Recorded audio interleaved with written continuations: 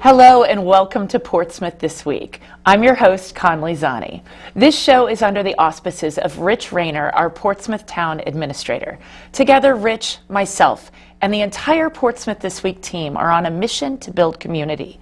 We do that by bringing you accurate and timely information about the events that impact you. We introduce you to the faces, the personalities, the leaders in this magical place that we live.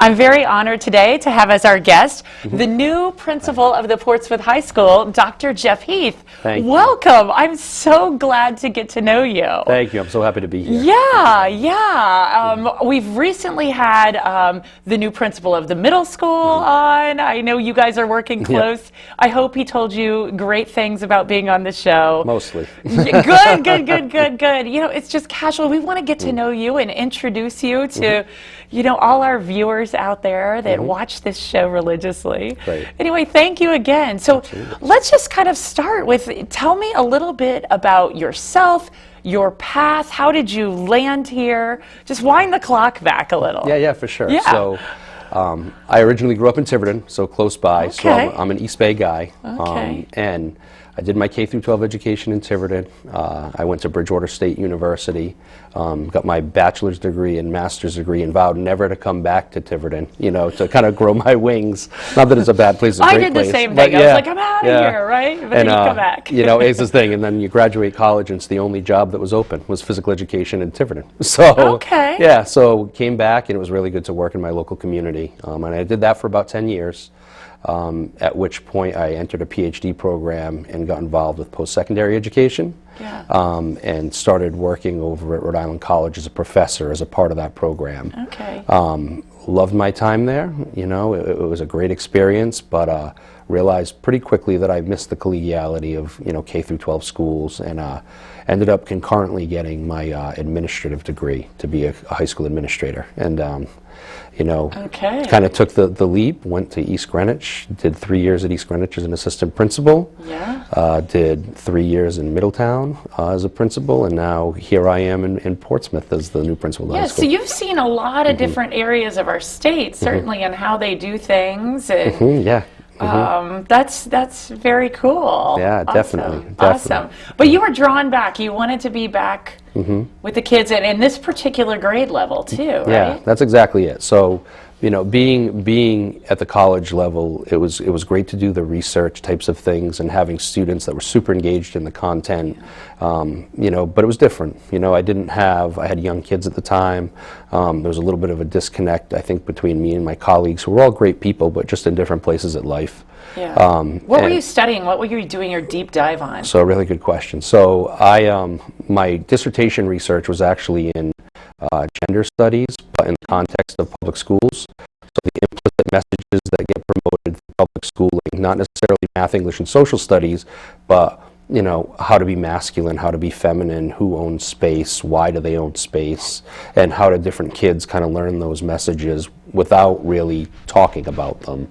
So I did a lot of research. We could talk the whole time about that. Yeah, because I'm sure that influences your educational philosophy, right? Yeah, absolutely. And so can you describe a little bit of that?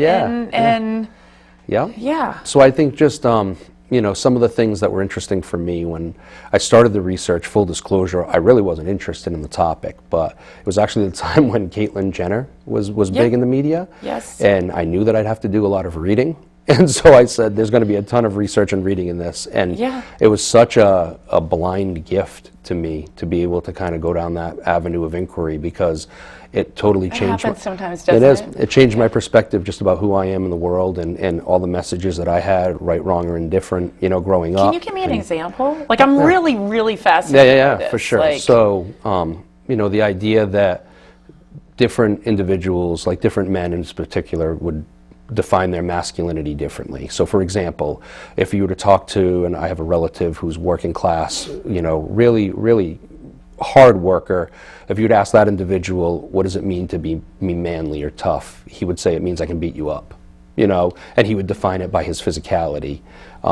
Whereas if you were to ask more of like a middle class, white collar, kind of like my position, you know, you find that individuals, middle-aged men, tend to define masculinity by social mobility. It's about providing for my family. It's not about beating you up. It's about providing for my family and putting better circumstances in place for the people around me that I love. Whereas if you talk to, you know, some of those what we would consider like black collar workers, like the Bill Gates and Steve Jobs is where the analogy comes from. It's not about beating you up, and it's not about social mobility, because they have a lot of resources. Well, it's a little bit competence, but it's more about compliance from people around me. Like, can I get more people? Like a power thing? Yeah. Am I able to have a company where, you know, I really have to do hands-on work at the office for a week, and I can live in my multi-million-dollar mansion for the rest of the time, but I'm still making triple the money that the white-collar or blue-collar worker is. How fascinating is that? Yeah. So clearly you were relating that back to messages that young people get. Absolutely. And so you must then look at the situation you're in through that lens all the time, right? Yeah, I mean, even like, you know, quick hitters that you can throw at individuals in the classroom, and even teachers that have been doing it for years and years. Just if you call timeout, you know, and put pause on a classroom and see how the ladies or the girls sit in the classroom, or non-binary students sit in the classroom, they tend to condense their space. They sit with folded hands, tight legs, they sit under their desks, they stack books, you know, and one of the reasons is because, again, those implicit messages around gender studies in America, you know, women are taught at a very early age that the space is not theirs, that it's a man's world. Like, you're borrowing the space. And that's not a good message at all, and that's part of my research, but right from a young age in school, we see that with young women in the way that they just live and exist. Whereas you look at a lot of the boys and you call a timeout, you know, and right at Portsmouth High School, not to call anybody out, but, you know, they sit knees spread, the bag is on the you know, chair over here, the phone is over there, like their leg is out in the hallway, their backpack is somewhere else, because they're taught from an early age that they own the space, so they can use it as they see fit. And those messages just we don't say anything about that. You know, we don't say, like, mind your own space, or, you know, so that's just a small example of how you see it in the everyday. So what do you find yourself doing as an educator and administrator? Like, are you trying to educate other teachers about this, just to be on the lookout for these things, or what do you? I think it's one of those things of being cognizant of it, right? So it's akin to me to, like, social crutches, you know, where we say, like, you might have an individual that says, right, every time they say something, to kind of get that, like, validation, or you guys, as an example, where we're never talking to a group of guys, almost never. There's always women involved in the mix. So that androcentric language that we just use, you know, unconsciously or subconsciously, you know, bringing that to somebody's attention, and you say you guys all the time, but they're not all guys, you know, that you're addressing. People go, oh, you know, and think about it for a second. And then it's, for me, it's more that recognition and that work in progress component of it. Like, now that you know that you do it, now you hear people say, you guys, and they go, oh, I just said it, you know? And it's like, yes, it is. And it's that recognition that's really interesting to me. And now people growing as human beings, individuals, and being more respectful of the identities of others, you know, just by simple putting on those sunglasses, that, you know, you see the world a little bit differently now. And that's kind of the goal, and that's something I'm really interested in spreading. So, I love that. Listen, I could talk the whole time. We're not going to talk the whole time about this. I am sure that played into you getting hired at Portsmouth. Like, why Portsmouth for you? Yeah. So I'm local to the community. So I've lived in town for approximately 10 years, and I have a son that's in the district.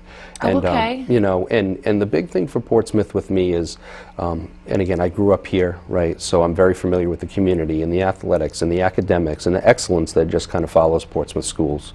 And that, coupled with a lot of the relationships that I've made over my time in Portsmouth, it's a special place. It really is. And, you know, being part of that, and not only giving back to the local community, but making it a better place for me and my family, you know, selfishly speaking. But then even in general, just there's a lot of pieces, I think, to the puzzle that could make Portsmouth the premier public school district in Rhode Island. And I think we're close, you know. But I think lay it out for me. What are the things that are historical strengths, and then some areas of maybe growth or challenge that you see that you're excited about getting in there? Yeah, for sure. Yeah. So, I think, you know, first off, the community engagement. Like, Portsmouth has always been a super engaged community, whether it be athletics, academics, extracurricular activities. You don't find that everywhere. And again, in my experiences and going to different towns and having different experiences, and even at the college doing some pre-service teacher work in Warwick and Providence, and, you know, you see what it looks like when you have a parent-teacher night and nobody comes, or 2 people come through the door. You know, whereas here, you know, people fill the halls. Oh, you know, yeah. and I you think can't even get in sometimes. No, and having Right? having that level of support, it's true. What's going on? It's true, and having that level of support, I think, and knowing that that's there to, you know, not only do we want our students to succeed, but as a community, Portsmouth really does put their money where their mouth is, and I don't mean that fiscally speaking, but like resource-wise and just attention-wise. There's always somebody at the ready that's willing to help, willing to listen, willing to support kids, and kind of willing to grow the community. And for me, watching that from a distance, you know, and really seeing what that looks like and saying, oh, wow, I'd love to be a part of that, you know, when the opportunity arose where I potentially could, you know, then it was a real good fit for me. Did you know Dr. Kenworthy? So previously, actually, not to get too personal with it, but when I was in East Greenwich, Dr. Kenworthy's daughter was a student at school. Okay, yeah. So when I was doing my assistant principalship over there, his daughter was one of the students, and we had a great relationship there. Yeah, well, I'm realizing what a small, interwoven world it is, the world of education. Maybe that's just life, but or Rhode Island or something, but I'm not surprised about that at all. No, yeah. So in some of his collegiate work that he does at the collegiate level as a professor, we have mutual friends that are well-respected people that we both get along with. So it's kind of always been a little bit of 1 degree of separation between me and Dr. Kenworthy. Yeah. But again, it is a small world in education. You're on the same team and here, you follow people, right? and, you know, find who your people are and whose philosophies seem like they jive. And Dr. Kenworthy and I think are a really good fit that can do some really good things. So I'm excited for the opportunity. That's beautiful. All right, so you were saying the level of engagement of Portsmouth parents and even students is high marks. What are the other things that you think are just tremendous? So I think the first component is the students are just so bright and engaged. You know, you walk into classrooms, and one of the big things I think that's a metric that matters but is often not spoke about. We talk about test scores. We talk about the number of students taking AP exams and their scores and things of that nature. But student engagement and buy-in for me is really the key piece to the puzzle. So what do you see? Clearly you've got this lens of like looking even at the physicalness of what are you seeing?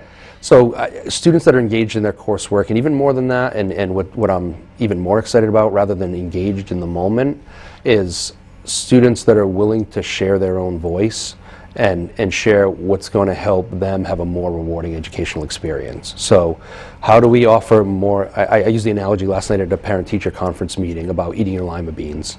And part of, part of education is eating your lima beans, and not to take shots at like my math teachers or anything like that, but from personal experience, trigonometry was eating lima beans. Those are the lima beans. Yeah, those are the lima beans. You got to learn little lima bean, You got to learn the rote skills. You got to get through it to get to those higher levels of math, and you just kind of suck it up.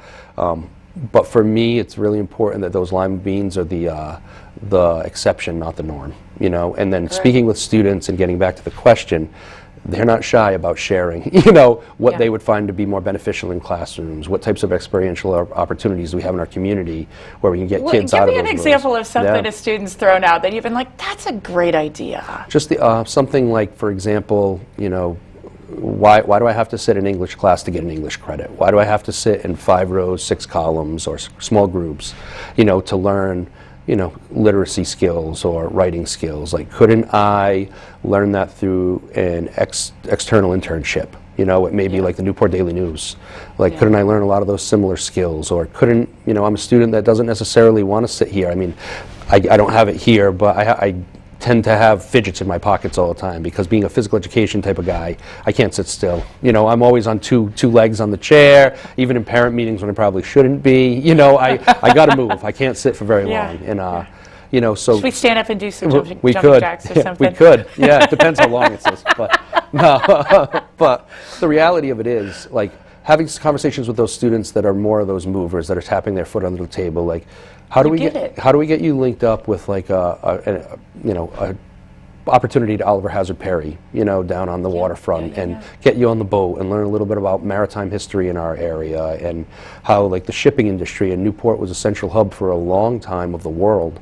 And to have kids kind of just feel that honor of their own backyard, but do that in a meaningful, hands-on, experiential learning type of way, and then you get an elective credit, or you might even get, an hourly stipend to do something like that. So we're paying kids, we're giving kids credits, we're giving them opportunities outside of the school building. Yeah, so let's talk, that dovetails into, you mentioned something about CTE, right? Career and Technical Education. Am I getting that right? Yeah, you got it. So this is a little bit of what you're talking about here, and that's a kind of special program or a special initiative. Yeah. Tell us more about that, because that's really cool. Yeah, so one of the big pushes, not only in the state of Rhode Island, but federally right now, is kind of what I just described. It's to get students out of that traditional educational model. I'm not saying it's not valuable, because it definitely has its spaces and places and is kind of king right now in public education.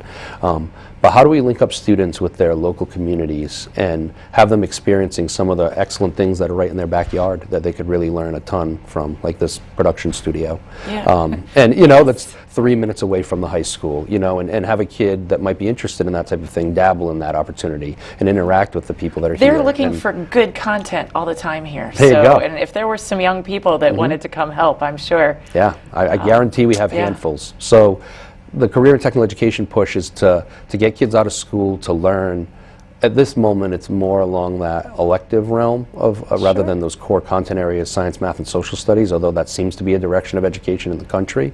But how do we get kids involved in those experiences and get that engagement up, as I said, but then also, foster that pride of where you're from and what you have. Like, you'll have different experiences here in Portsmouth than a student in Pawtucket or a student in Warwick or a student in, Burrillville. And that doesn't mean any one experience or opportunity is better than another, but just having that local pride, realizing what resources are available to you, making those networking connections in communities, and then learning and, getting credits en route to a high school diploma. Like, you're checking a whole lot of boxes that can set our students up for success. So thinking of how to do that in a creative, meaningful way that definitely keeps the rigor of content and what we teach in schools and public classrooms. That's really the gist of career and technical education. So how do you, as the lead administrator here, make that happen for them? It seems like, I'm like, So then how do we make that a reality? And maybe it's already happening. Clearly, it's already happening somewhat. So but what are the levers you try to pull to enhance that? So, I think it's twofold. So we're, like I said, really well resourced in Portsmouth. So one of the great things that we have to our benefit is we do have Paige Kerwin-Clare, who is our Director of Career and Technical Education Services at the district level, essentially. So we have a position that really oversees a lot of those internship and work-based learning opportunities. Oh, that's great. Which is super valuable. And we have Miss Diane Crease at the high school as well, who oversees more of those localized pathways and also corresponds with Miss Kerwin-Clare. But then additionally, coming from a district like Middletown, where I was the CTE person, smaller district, less resources in a lot of ways, I was able to kind of see, again, the background behind the curtain and really get a good understanding of what career and technical education is, looks like, and is kind of emphasizing. So one of the big things for me, and I've gotten to this a little bit so far here in Portsmouth, but it will grow in time. I call it like speed dating, essentially. So having conversations with local organizations and people that just seem like they've got it going on. And you just see where the connections happen. And does this feel natural, or do we look at each other and say, like, this isn't going to be good for high school kids, thanks, but we'll keep doing what we're doing? Or are there opportunities where, hey, wow, I could take a student over at, my production studio or over at my, business, my small business, and we could kind of talk about where I came from, how I got here, maybe have them work on some clerical tasks or some, technical tasks or whatever, and really give kids that first person experience of what that might look like. So. Yeah, and that just that opportunity to have the responsibility to, I got to show up at this time. Sometimes that's a skill that we got to work on, right? It's basic life skills. Even communication, or like you send an email if you're not feeling well, or you might not necessarily have to have your script in at a given time, but if you miss the deadline, people do kind of crinkle their nose a little bit and go get that to me. That happens in schools, and it always has happened in schools, but it feels a little bit, I guess you'd say rehearsed, for lack of better terms, you know, but whereas we're here in public spaces like this, it's not like that, you know. That is the real world. So teaching students Right. real world skills, yeah. Yeah, goodness, that sounds so great. So many fabulous things about Portsmouth. Where do you view like the little challenge areas or the things that you're like, ooh, I wish we had a little bit more of that or some more help here, or Yeah. what's your lens on that? So I think, you know, honest opinion, I think it's narrative is the biggest component of it, you know, and I think our community, and again, being a member of the community, I feel comfortable speaking to this. You know, we've been rocked with some tragedies over the last 10 years as a community, and it's landed closer to home for some of us than others. But I think that, coupled with the fact that we are on a pedestal, I think, in the state of Rhode Island as a premier public education institution, we're in the paper more often than a lot of other schools, and for good things and not so good things. And I think all of those types of things, for me, following from a distance for now, you know, from the past 5 years or so, there's been a lot of construction of the Portsmouth narrative. And I think we as a school district need to take that narrative back and really accentuate, you know, the international trips that our students go on, the food bank initiative that's happening at the high school right now, where we're raising tons of money and tons of resources for local food banks. You know, some of the academic achievements, the athletic achievements, a lot of that gets reported out secondarily. Yeah. And I think that And the drama and everything hits the social That's media. it. Yeah. And so, I mean, I just want to, it sounds like you're just saying we the leadership needs to take back the narrative or the construction of that I narrative. think I don't even necessarily think the leadership. I would say the school community in and of itself. So like student Okay. clubs being able to share pictures of what's going on at their clubs, you know, on social media websites. So we've started social media back up at the high school, and we have a relatively robust Instagram, Twitter, and what's the third? Instagram, Twitter, and Facebook account is what we have going on right now. Yeah. We have our website where we've been updating pictures at portsmouthschools.ri.org. Okay. So yeah, so we've been really updating a lot of the information, pictures, keeping things relevant and current, and showing just, you know, it's the plane crash initiative, right? Like everybody hears about the one plane that crashes, nobody hears about the 10 million every day that take off successfully and land at their destination. Right. And I think that's similar to kind of what we have going on at the high school specifically right now. There's 10 million planes that take off every day, and kids do incredible, amazing things, and we need to be shouting that from the rooftop and sharing that, because there are really truly amazing kids at that school. And when the plane crashes, you know, which inevitably happens at every high school across the country, Of course, we right? address the issues It's not as unique needed. to us, No, right? we address the issues as needed, but we don't forget that there's incredible things that happen every day. So. Yeah, yeah. So we've just got about 5 minutes left, and I've got a couple questions. One, I'd love an update on construction. Yes, Like yes. that would be cool to know. Yep, Just yeah. as me as a mom, you Yep, know. Like, yeah, for sure. And I'd also love to just hear. I know there are new graduation requirements. Yep. So if you can, you know, Yeah. take our last 5 minutes to maybe hit those couple things, Yeah, that would be for sure. great. So construction, I'm Yeah. happy to say, is almost complete. Like- We're about 98% there. 98%? 98%. So we do have brand new bathrooms throughout the high school. So those have been completely refurbished, and we're ready to rock and roll for the first day of school. So Okay. yep, we've been enjoying those. Definitely sanitary, nice, beautiful spaces for our students and our faculty. We did have Memorial Drive under construction that took longer than expected and anticipated because of supply chain demands. And Memorial Drive is the big driveway going up from Yep. Turnpike? Yes, Yeah? that is. Okay. Yep, the big long one. Yep. Okay. So. Is it done? Yeah. So they just completed Memorial Drive as of homecoming weekend. So the inaugural go up opening, the- we did. The inaugural opening was so yeah. great. We did our parade, and the parade, the first feet to walk on Memorial Drive legally were the parade feet when we came up to march to the football game. So that was really nice. And that was the most beautiful day Yeah, in the it was. whole fall. It was, yeah. How lucky is that? Yeah, it was. I It was there on Patriot Drive when you came down. Yep. You know, because again, go band. Yeah, I'm yeah, a band yeah. parent. That's great. Yeah, it's great. We got an impressive band. So yeah. Oh, yep. it's fabulous. Yeah. So that that's was good. Great. And then we're just, when I say 98%, there's a small hold up right now with our field house, so they're installing air conditioning, but 2 of the units, again, supply chain demand, Some of the pieces, my understanding is, from the facilities department were a little bit on delay. So right now, because of that... And you inherited all of this, Yeah. right? You came on and you're like, okay, we're in the middle of a Yeah. giant capital campaign Yeah. construction project. And Yeah. they're like, Yeah. good luck. Yeah, I said just smile and keep your teeth tight. That's all. No. But I mean, everybody that we've worked with has been so incredible, right from the contractors all the way down to central office administration, right down to the parents, and being understanding about some of the hiccups and things of that nature that we've had to overcome. So I think the light at the end of the tunnel's there, and just being so pumped that, you step back, and I do it at least once a week.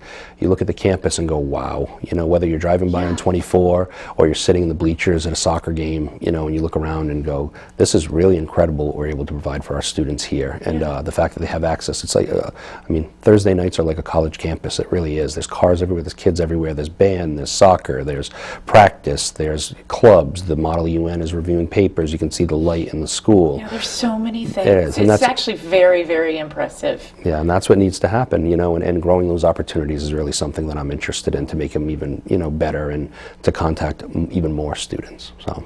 Oh, that's awesome.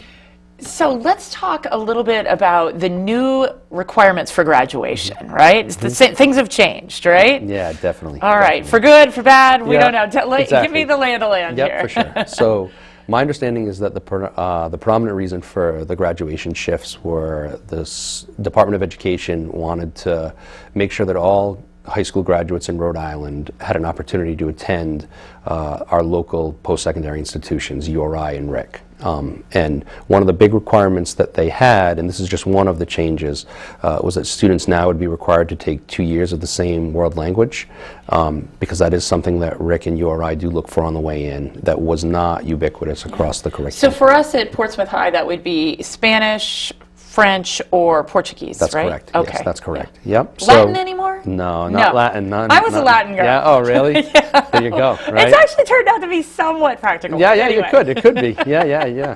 The difference All between right. IE and EG, right? Yes, But yes, anyways, okay. Yeah. So again, and at Portsmouth High School, we really do have an unbelievable modern world language department, and so exposing kids to those experiences, I think, is a great thing. And those teachers and the different trips and activities that kids are engaged in, that's something that I'm really excited about, and expanding those opportunities to all students. Most of our students do take foreign language at the high school, but making sure that's now something all students experience is something that I'm really excited about.